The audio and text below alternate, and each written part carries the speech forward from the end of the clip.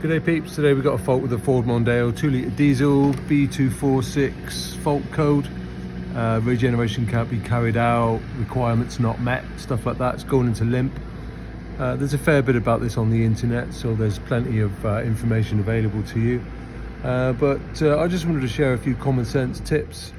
The part itself is fitted up in the, there you go, at the back of the cat. So here's your DPF, and just at the back there is where our vaporizer would go, and what that will do is inject fuel into to heat up a DPF to help with regeneration.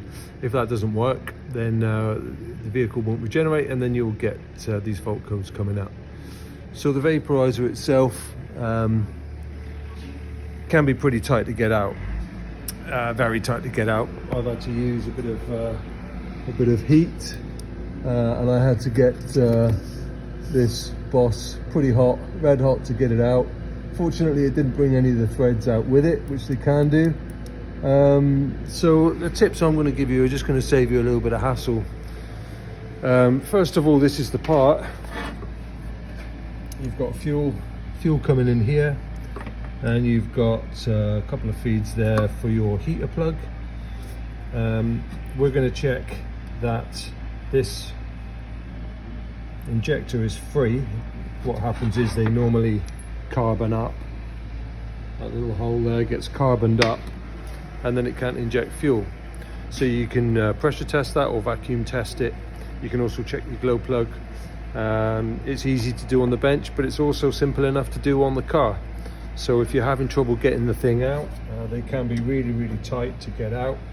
You can save yourself quite a lot of hassle by testing it on the car before you run the risk of stripping threads or snapping things off, or just generally getting yourself really angry.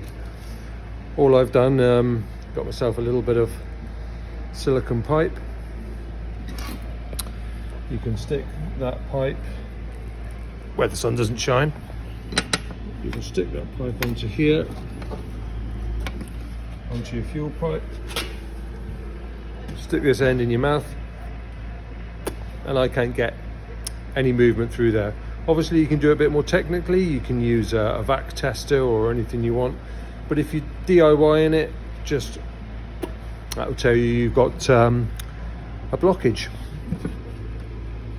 Here's our brand new one. Do the same test. Put our pipe on, and with this one, really easy to suck through it. So there's your vacuum test done.